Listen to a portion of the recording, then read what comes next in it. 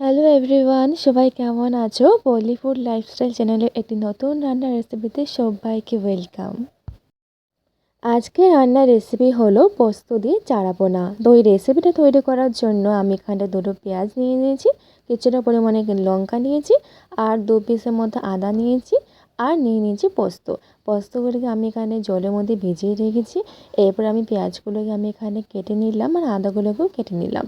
এরপর আমি মশলাটা তৈরি করে নেব, অর্থাৎ আমি শিলনোড়ার মধ্যে এখানে মশলাগুলোকে বেটে নেব। তো প্রথমে আমি এখানটায় কিছুটা পরিমাণে জিরা আমি এখানটায় বেটে নিচ্ছি, যেহেতু আজকে জিরা আমি পোস্তর সাথে আমি অ্যাড করব। আমাদের সবারই রোজ রোজ একই পদ্ধতিতে রান্না খেতে কিন্তু খুব একটা ভালো লাগে না কি, তাই তো? একটু যদি নতুনত্বভাবে রান্না করা যায় তাহলে কিন্তু খেতে বেশ ভালোই লাগে। তো ভাবলাম আজকে তাহলে একটু নতুনভাবে একটু পোস্ত দিয়ে তাহলে চারা পোনাটা তৈরি করা যাক। তাই আমি এখানটায় আজকে পোস্ত দিয়ে চারা পোনাটা তৈরি করব। তো প্রথমে জিরা বেটে নিলাম, এরপর আমি এখানে কিছুটা পরিমাণে আদা আমি এখানে বেটে নিচ্ছি। তোমরাও কি বাড়িতে এইভাবে নতুন নতুন পদ্ধতির মাধ্যমে রান্না করো?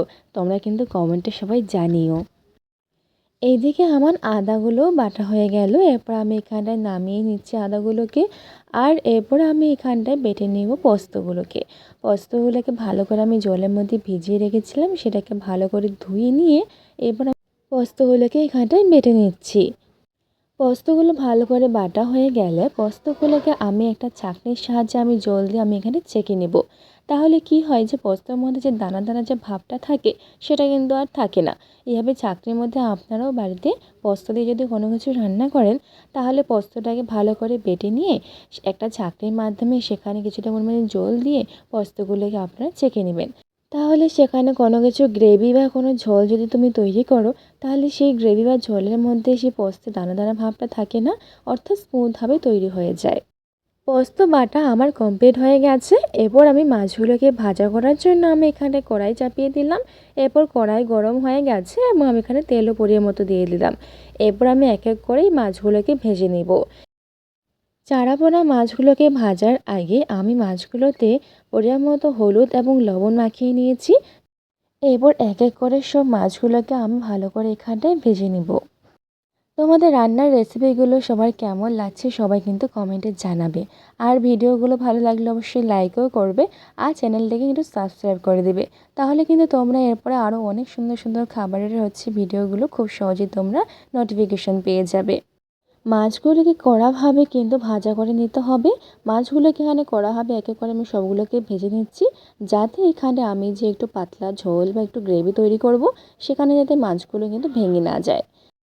আজকের রেসিপিটাতে আমি কোনো আলু এড করব না। আজকের রেসিপিটা শুধুমাত্র মাছ দিয়ে পোস্ত দিয়ে আমি একটা পাতলা একটা ঝোল তৈরি করব।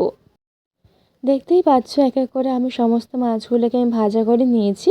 এরপর রেসিপিটা তৈরি করার জন্য আমি এখানটায় কিছুটা পরিমাণে তেল অ্যাড করলাম। সেটা গরম হয়ে আসলে আমি যেখানে আগে থেকে মশলাগুলো রেডি করেছিলাম এখানে পেঁয়াজ কুচি আর কিছুটা পরিমাণে লঙ্কা আমি এখানে দিয়ে দিলাম। এটাকে এখন ভালো করে নাড়িয়ে চাড়িয়ে ভাজা করে নেব। আর এখানে দিয়ে দিলাম দুটোর মতো তেজপাতা অ্যাড করলাম, যাতে স্মেলটা ভালো হয় একটু। এরপর পেঁয়াজগুলিকে ভালো করে নাড়াচাড়িয়ে ভাজা করে নিতে হবে। পেঁয়াজগুলো যতক্ষণ না লাল লাল ভাজা হচ্ছে ততক্ষণ এগুলোকে নাড়িয়ে ভাজতে হবে। তো দেখতেই পাচ্ছ পেঁয়াজগুলি আমার লাল লাল করে ভাজা হয়ে গেছে। এরপর আমি এখানে মশলাগুলোকে অ্যাড করব। মশলার মধ্যে আমি এখানে জিরা বাটা আর আদা বাটা যে ছিল করেছিলাম সেটাই আমি এখানে অ্যাড করলাম। মশলাগুলো অ্যাড করার পর এটাকে ভালো করে নাড়িয়ে চাড়িয়ে ভাজা করে নিতে হবে। এরপর ভাজা হয়ে গেলে এরপর আমি এখানটা পরিমাণ মতো হলুদ অ্যাড করে নিলাম। এই হলুদটা অ্যাড করার পর এটাকে ভালো করে নাড়িয়ে চাড়িয়ে একটু ভাজা করে নিব। এরপর আমি এখানটা স্বাদ মতো আমি এখানটা লবণও অ্যাড করে নিব। আপনারা আপনাদের মতো পরিমাণ মতো লবণ অ্যাড করবেন। আপনারা যে পরিমাণে লবণটা খান সেই পরিমাণে আপনারা এখানে লবণ অ্যাড করে দিবেন। পরিমাণ মতো হলুদ এবং লবণ অ্যাড করার পর মশলাটাকে ভালো করে আমি এখানে ভাজা করে নেব। যতক্ষণ না কড়াইয়ের চারিপাশে তেল ছড়াচ্ছে ততক্ষণ মশলাটাকে এখানে ভাজা করে নিতে হবে। মশলাটাকে এখানটা আমি প্রায় 1 মিনিটের মতো আমি এখানটা ভাজা করে নিয়েছিলাম। মশলাটা ভাজা হয়ে গেলে আগে থেকে যে আমি পোস্তগুলোকে চাটনি দিয়ে রেখেছি জল দিয়ে, সেই পোস্তগুলোকে আমি এখানটায় অ্যাড করে নেব। তো দেখো মশলাটা আমার ভাজা হয়ে গেছে। এরপর আমি বাটির মধ্যে সেই পোস্তগুলোকে আমি জল দিয়ে চাটনি দিয়ে রেখেছিলাম সেই পোস্তগুলোকে আমি এখানটায় অ্যাড করে দিলাম।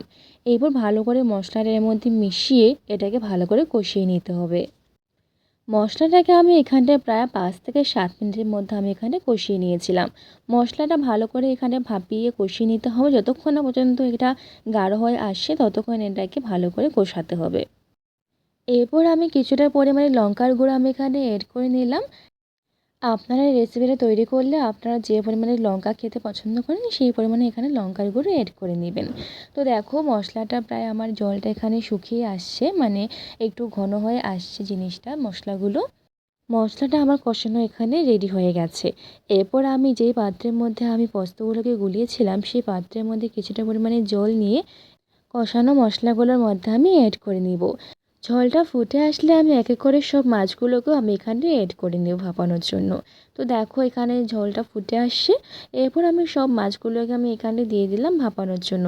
এই মাছগুলোকে আমি 2 মিনিটের মতো প্রায় আমি এখানে রাখবো, তা না হলে বেশি ভাপালে কিন্তু আবার নরম হয়ে যাবে মাছগুলোকে। তো 2 মিনিটের মতো রেখে এখানে মাছগুলোকে ভাপিয়ে মাছগুলো প্রায় সেদ্ধ হয়ে যাবে, তারপর আমি এখানে নামিয়ে নেব। মাছগুলো ভাপানো হয়ে গেছে, এরপর আমি একটা পাত্রের মধ্যে সেই মাছগুলোকে আমি এখানে নামিয়ে নিলাম। তো দেখো এখানটায় রেডি পুরো আজকে আমাদের রেসিপিটা, পোস্ত দিয়ে চারা পোনা। তো কেমন লাগলো আজকে আমাদের রেসিপিটা সবাই কিন্তু কমেন্টে জানিও। আর হ্যাঁ, ভিডিওটা লাইক করতে কিন্তু ভুলো না, এবং চ্যানেলটিকে কিন্তু অবশ্যই সবাই সাবস্ক্রাইব করবে, তাহলে কিন্তু তোমরা আরও অনেক সুন্দর সুন্দর নতুন নতুন রেসিপির ভিডিও পাবে। তাহলে আজকে আসছি, সবাই ভালো থেকো, সুস্থ থেকো, ফিরে আসবো আবার একটা নতুন রেসিপি নিয়ে।